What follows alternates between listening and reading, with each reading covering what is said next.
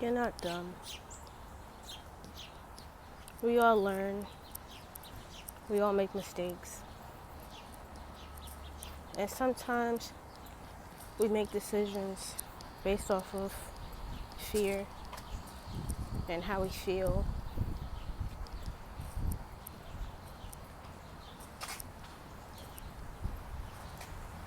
It's like, for example, you go to the doctor and the doctor tells you, hey, you need to do so and so to prevent certain things. But you're scared. You don't trust it, right? You don't do it because you don't trust it. So now your body pays for your decision. And now you're talking to your doctor like, what do I do now? And they tell you, well, we gave you a solution a while ago, you didn't take it, right? So now you feel even dumber. But that's just how you learn sometimes. We all have those instances. And some people say, well, it shouldn't have to be like that.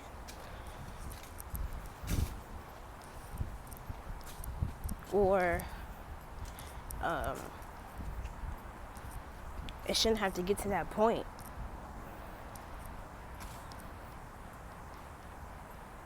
And sometimes it does for some people. I'm one of them.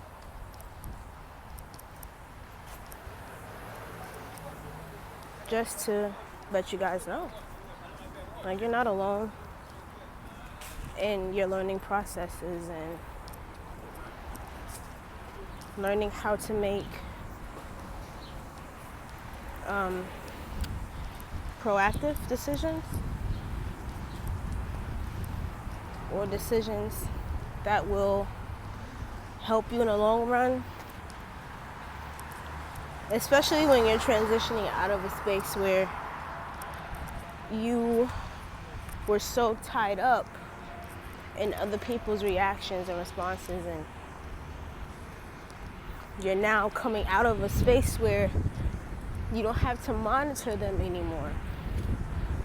Them as regards to other people's emotional state, and transitioning out of that, you're gonna run into roadblocks, obstacles, but the obstacles and the roadblocks aren't there to shame you. Those roadblocks and obstacles are there to teach you exactly this. You gotta go through. And then when you come out on the other side of your decision, you can see why it's important to sometimes ignore how you feel.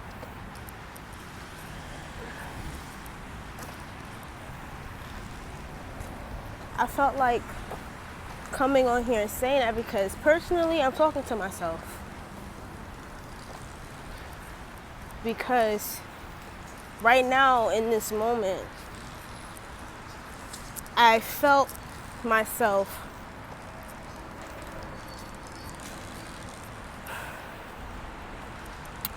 feeling aggravated, irritated, and short-fused with my inner being, my inner self, my inner child. But then I remembered that's just how I was treated when I was being raised. Patience didn't exist. Grace didn't exist. Second chances didn't exist. So now I literally have to reparent myself. And there are times where I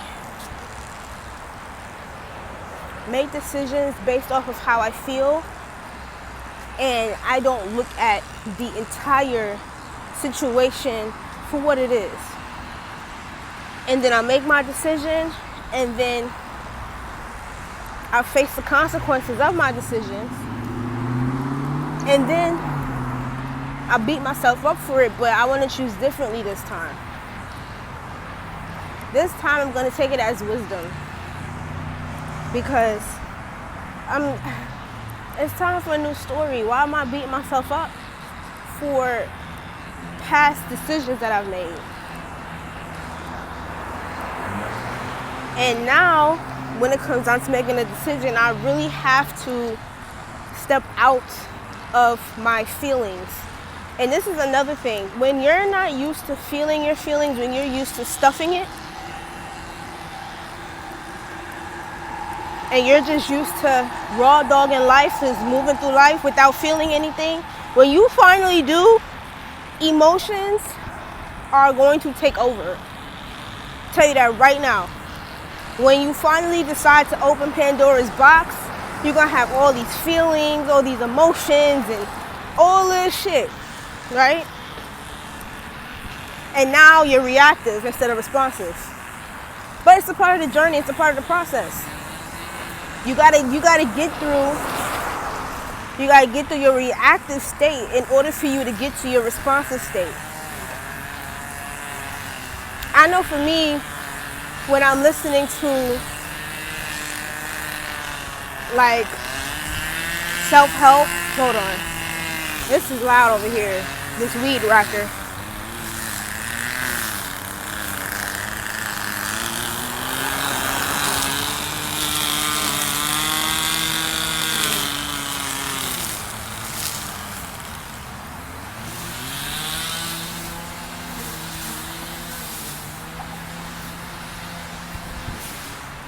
Okay.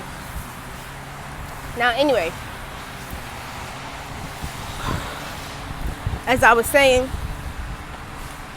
when I listen to a lot of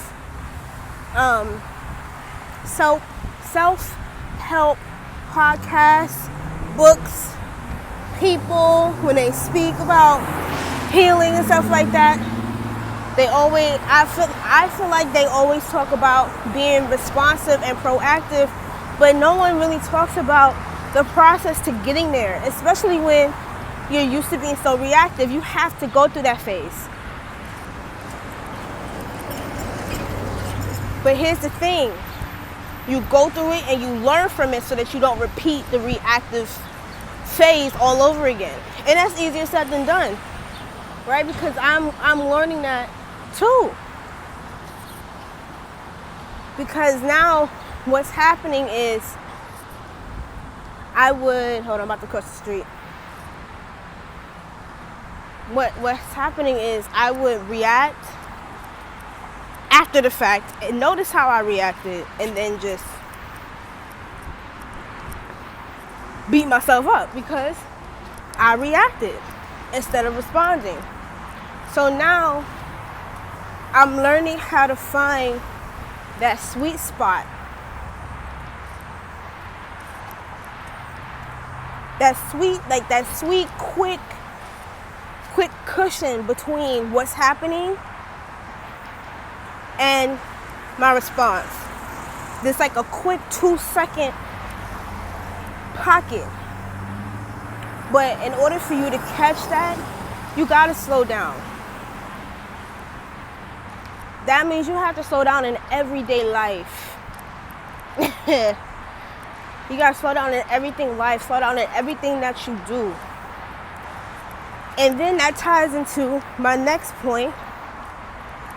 I was listening to a podcast and she said, you're at war with yourself on the inside.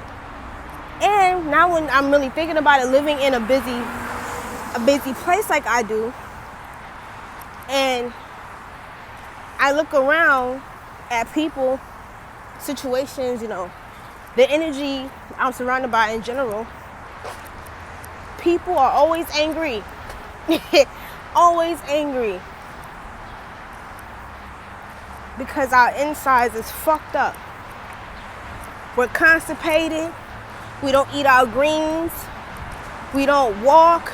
And mind you, I don't mean like Going to the gym is cool too, but I mean, doing an activity that forces you to pay attention to your environment and to yourself. So, another word would be mindfulness.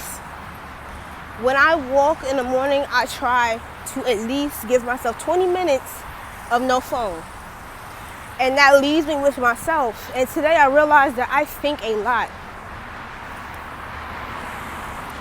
And that's what fucks me up sometimes. Sometimes I think too much. And I'm either in a freeze state or I'm in a reactive space. And I'm not in a responsive space. So that means I have to walk myself through building trust with myself. Building trust with myself. And then everything else around me will align.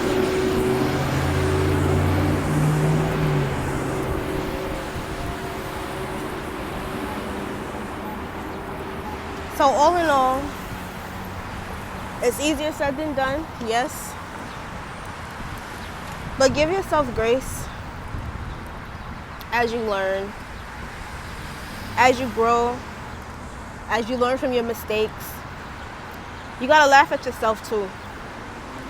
Because that's literally, besides getting support, laughing at yourself is like the only way for you to get through half of the shit that you go through. Laugh at yourself.